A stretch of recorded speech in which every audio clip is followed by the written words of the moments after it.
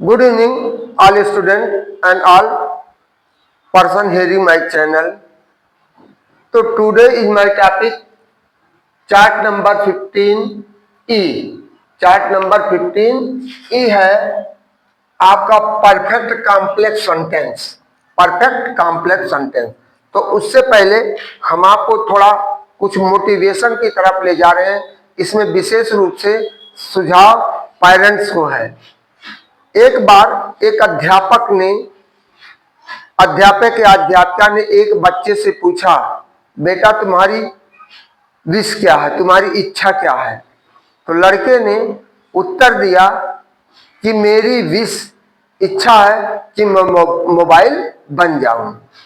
तो टीचर ने कहा व्हाई, क्यों मोबाइल बनना चाहते हो?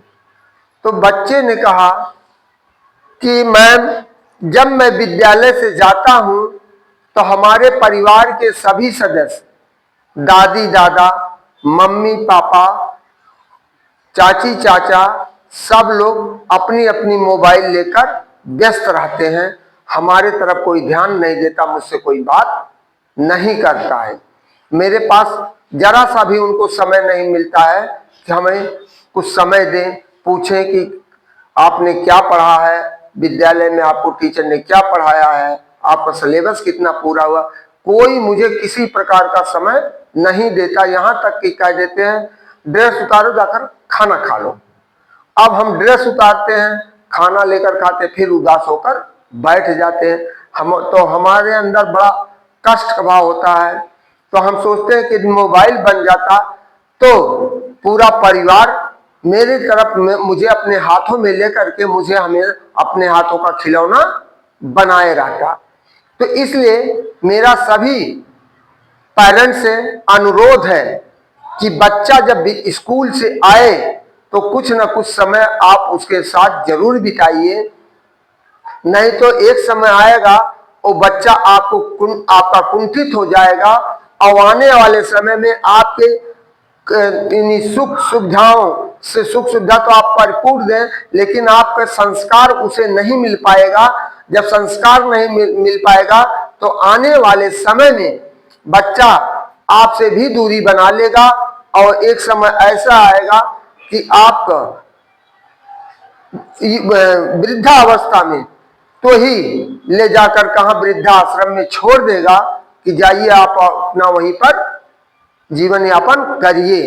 तो हमारा आप सभी अभिभावकों से अनुरोध है कि बच्चे को अपना कीमती समय निकाल करके उसके पास लाड़ प्यार दुलार से कुछ न कुछ समय जरूर दीजिए, चाहे सोते समय, चाहे विद्यालय से आने के बाद तुरंत उसको उसकी हर समस्याओं को आप जानिए, अवगत कराइए। लेकिन आज आधुनिकता के दौर में हम और आप मोबाइल में इतना ज्यादा चिपक गए हैं, देख रहे हैं एक एक लोग रील बनाने में इतने व्यस्त हो जाते हैं कि बच्चा सड़क पे टहल रहा, उनको ये भी ध्यान नहीं कि गाड़ी आ जा रही है, बच्चा मर जाएगा या बच जाएगा, कोई उठा ले जाएगा, इसकी चिंता नहीं है। तो मेरा बार बार आप सभी अभिभावकों से अनुरोध है कि बच्चे को जितना ज्यादा हो सके उतना समय दीजिए, जिससे बच्चा आपसे अपने लगाव को बरकरार रखे।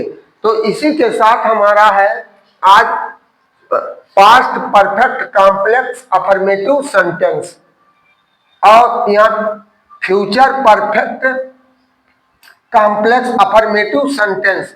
अब दोनों में बिफोर आने में, इसमें देखिए, इसमें पास्ट परफेक्ट कॉम्प्लेक्स सेंटेंस में इसमें एक साथ दो कार्य का होना पाया जाता है और दोनों कार्य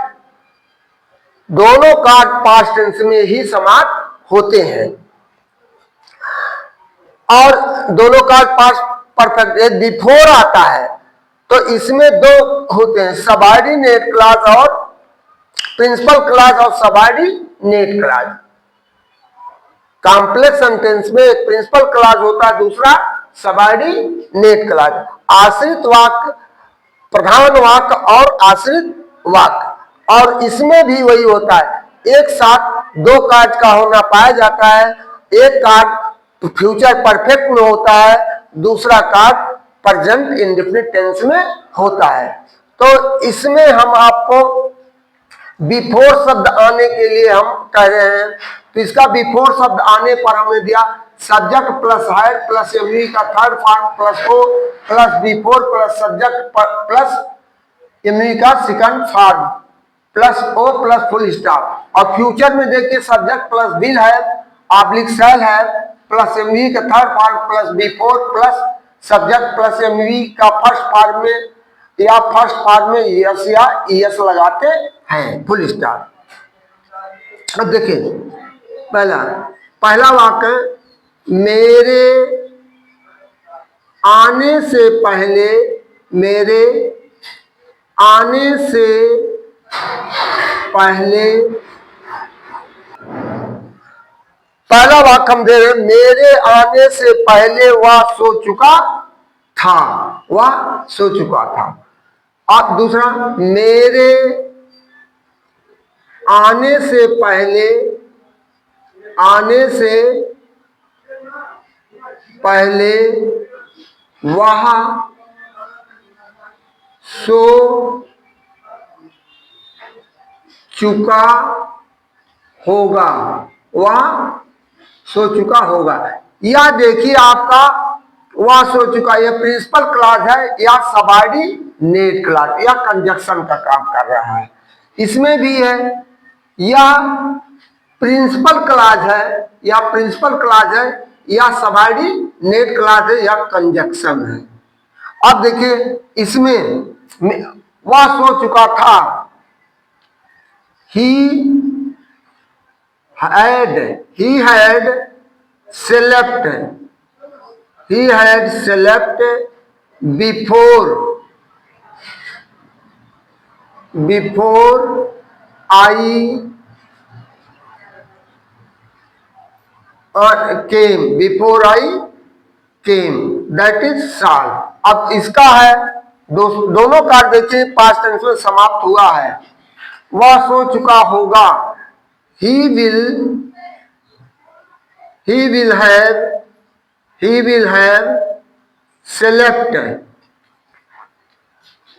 slept before I come, ये पास्ट इंडेफिनिट टेंस हो गया। अब दूसरा वाक्य,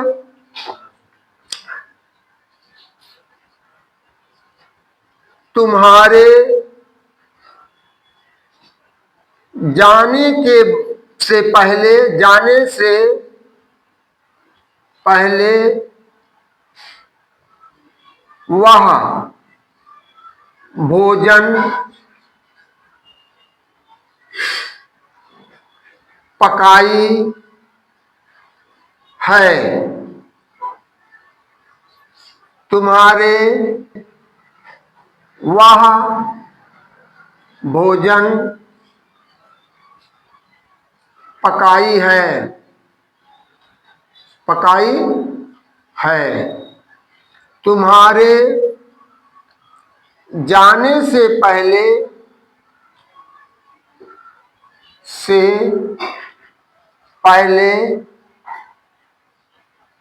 वह भोजन पकाई होगी। अब देखिए सेम वही है, she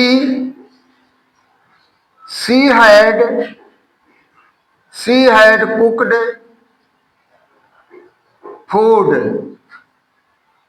तुम्हारे जाने से पहले वह भोजन पकाई थी। तो she had cooked food before you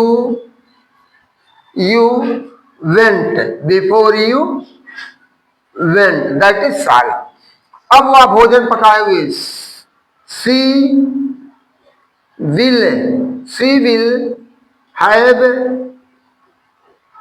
cooked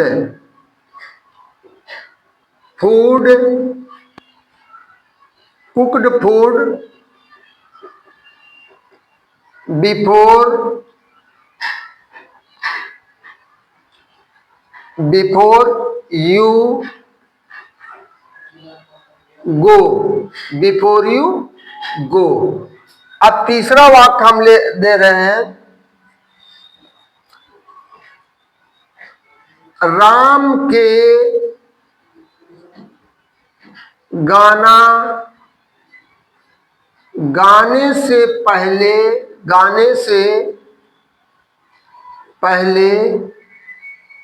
मैं गाना गा चुका था। राम के गाना गाने से पहले मैं गाना गा चुका हूँगा, फुल स्टॉप। अब मैं गाना गा चुका था। I had sung a song before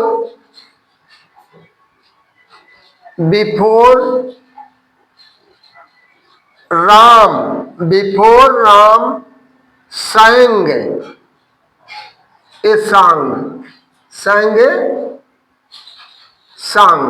अब यहां देखिए, मैं गाना I shall have sung a song before Ram sings a song, full stop. तो इस तरह 3 एग्जाम्पल हमने आपको दिया है। तो आने वाले समय में हम आपको अब इसके निगेटिव और उसमें चलेंगे। इसमें अभी बिफोर आया है, अब आफ्टर बाद वाला शब्द आएगा, बाद वाला। तो कल के वीडियो में हम आपको, आज तो इसको हमने बताया बिफोर आने पर, कल हम आपको बताएंगे आफ्टर आने पर। ज्यादा एग्जाम्पल देते हुए या ज्यादा रूल्स साथ में पढ़ाते हुए आपको भी उबन महसूस होगा, और आप टाइम टेकन का ध्यान ना देते हुए वीडियो को लकालक बढ़ाते जाएंगे तो आप सही रूप से रूल को समझ नहीं पाएंगे। देने की तो बहुत कुछ इच्छा, चूंकि आपका परीक्षाएं एकदम करीब है, इसलिए हमारा आपसे अनुरोध है कि आप बाय रूल देखते जाइए, जिससे आपको ट्रांसलेशन करने में कोई दिक्कत नहीं हो। नहीं तो अनसीन पैसेज आते हैं, उसमें यदि आपके पास वोकैबुलरी होती है तो वहां आपके पास कोई भी उत्तर लिखने में समस्या नहीं होती है। इन्हीं शब्दों के साथ हम आपसे पुनः अनुरोध करते हैं, यदि आप हमारे वीडियो को नए देखते हैं तो चैनल को सब्सक्राइब करिए, लाइक करिए और कमेंट लिखना ना भूलिए। थैंक यू, धन्यवाद, गुड इवनिंग।